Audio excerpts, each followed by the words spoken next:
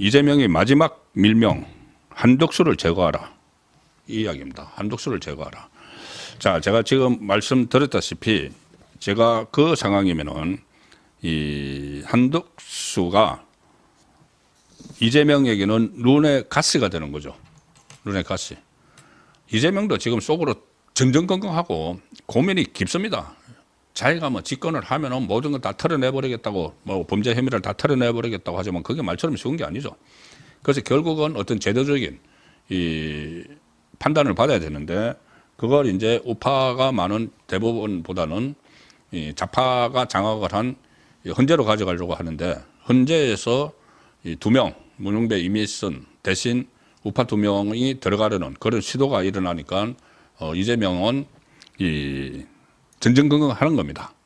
자, 그래서 이런 보도가 하나 있었습니다. 뭐냐 하면은 어제 나온 보도인데 이재명이 어제 그 당 대표직을 내놨죠. 대선 출마한다고. 내놓기 전에 당 지도부를 상대로 해서 최근에 한덕수 대행이 이완규 법제처장을 현재 후보로 지명한 것을 두고 이렇게 이야기를 했다고 합니다. 자기 이 다른 당직자들에게 할 수 있는 모든 조치를 오늘 내로 하라. 어제 날짜 기준으로 오늘 내로 하라. 이렇게 전격 지시를 했다. 한덕수에 대해서 할 수 있는 모든 조치를 오늘 당장 하라는 지시를 했다는 겁니다. 국회 본관에서 열린 당 비공개 최고위원회에서 한 말인데 한덕수 대행과 그리고 헌법재판관에 지명된 이완규 법제처장과 관련해서 할 수 있는 모든 법적 조치를 오늘 내로 하라. 이게 뭐 당 대표가 뭐 이런 그리고 또 떠나기 마지막 날에 이런 지시를 하고 이제 떠났다는 이야기죠. 당 대표직을 내려놨기 때문에 이제 마지막 그 내리는 특명이다. 뭐 일제 이런 말도 나오는데 자, 그러니까 실제 행동에 돌입을 합니다. 이재명이 이 정도 하면 민주당은 뭐 죽기 살기로 행동에 돌입을 하죠. 그래서 이 황정화 대변인이 바로 이렇게 이야기합니다. 이재명 대표님이 사퇴하시면서 2가지 정도 당부하고 가셨습니다. 한덕수 총리가 지명한 헌법재판관 임명 저지를 위해서 당은 신속하고 가용한 모든 조치를 취해 나갈 것입니다. 법적 조치 가용한 것들, 헌법 소원, 효력정지 가처분 신청 이미 했죠. 즉각 했죠. 그리고 국회 차원 청문회 보이콧도 검토를 하고 있다. 자, 한덕수 탄핵까지 가능성을 열어놓습니다. 이재명이 이렇게까지 한 것은 바로 제가 좀 전에 말씀드린 헌법 84조에 의해서 만에 하나 당선되더라도 쫓겨나고 다시 조기 대선이 치러질 것 같으니까 한 것이죠. 그것을 이 장치를 걸어두기 위해서 헌재를 장악을 하려고 했는데 급섭을 한 겁니다. 기섭을 한 겁니다. 한덕수 대행이. 그것을 그런 생각에 일단을 정성호가 비쳤습니다. 오늘 정성호 친명계의 자장이라고 하는 정성호가 오늘 라디오 MBC 자기 편 좌파 방송 MBC 라디오에 나와서 이렇게 했습니다. 뭐라고 했느냐. 한덕수 대행이 윤석열 전 대통령과 함께 헌재를 통한 쿠데타를 일으키려고 하는 게 아닌가 이렇게 이야기를 합니다. 사회자가 그 말을 듣고 그러면은 한덕수 대행이 이재명이 당선되더라도 헌재에서 진행되는 재판을 계속할 수 있는 판단을 끌어내기 위해서 헌법재판관을 지명한 것이냐. 제가 조금 전에 말씀드린 그걸 이제 사회자가 물어봅니다. 그러면 한덕수 대행이 재판관 2명을 지명을 한 의도가 결국은 나중에 이 헌법 84조 그 문제가 헌재에 갔을 때 이 재판이 중단되지 않는다는 결론을 유도하기 위해서 2명을 지명을 한 것이냐. 이렇게 물어봅니다. 정성호가 바로 실토를 합니다. 그런 취지다. 내가 이야기한 것은 그런 취지다. 그 이재명을 쫓아낼까봐 그런 취지로 내가 이 한덕수 대행이 윤석열 전 대통령과 같이 쿠데타, 헌재를 통한 쿠데타를 일으키려고 하는 것이다. 이렇게 주장을 한 것이다. 이렇게 실토를 합니다. 그러니까 여기 이제 윤석열 대통령까지 끌어들이죠. 왜냐하면은 이번에 그 지명된 사람 중에 그 윤석열 대통령의 윤석열 대통령 대학 동기, 뭐 법대 동기가 있죠. 자, 그래서 어쨌든 민주당은 지금과 같은 상황을 촉발시킨 한독수가 눈에 가시죠. 눈에 가시 같은 존재입니다. 그래서 제거를 하라는 명령이 떨어진 거고, 박찬대도 한독수 총리의 대통령목 헌법재판관 지명은 권한 없는 자가 자행한 명백한 위헌 위법이다. 그러면서 제2의 친위 쿠데타다 이렇게까지 하면서 지금 탄핵을 하겠다. 그 역풍이 엄청날 텐데, 대선 국면에서 만약에 탄핵을 하면은 역풍이 엄청날 텐데 그걸 입학해 내기 시작을 했습니다. 만약 이것을 저지하지 않으면은 이재명이 만에 하나 대통령에 당선되더라도 끌려 내려올 것이 뻔하기 때문에 헌법재판소에서 물론 지금 헌법재판소 믿을 수 없죠.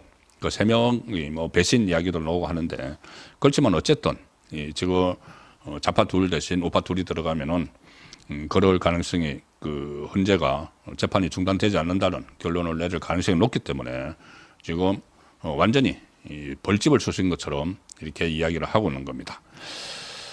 이재명부터 마지막에 떠날 때까지 떠나면서 한독수를 제거하라는 지시를 사실상 내리고 떠난 이유가, 자기가 나중에 만에 하나 당선됐더라도 쫓겨나는 결정을 헌법재판소에서 할 수가 있고, 그 할 수 있는 것을 그 토대를 한독수 대행이 깔아줬기 때문이다. 이런 분석이 가능한 것이죠.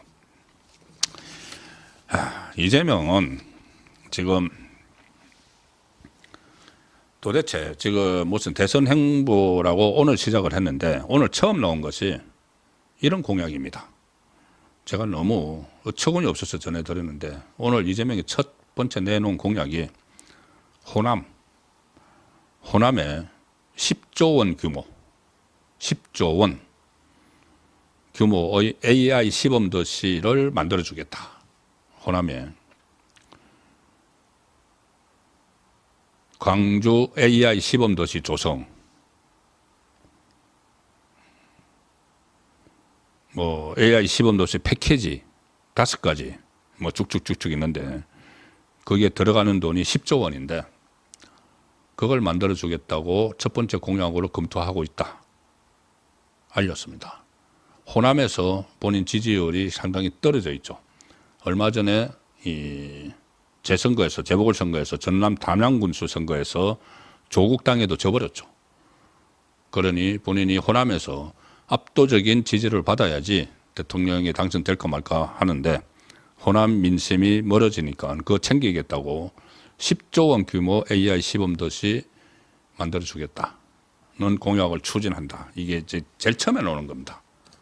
자, 그러면 앞으로 또 어떤 자기 당선을 위해서 이런저런 공약이 나올지 참 지켜봐야 되는 그런 상황인데, 그 상황인데도 지금 여론조사 결과는 계속 나오고 있고, 오늘 뭐 MBS 조사에 의하면은 또 마찬가지 비슷한 조사가 나왔습니다. 오늘 나온 거니까 이재명이 30%대 초반을 그 박스권에 갇혀 있는데, 거기에 비해서 비호감도가 60%대를 넘어섰다.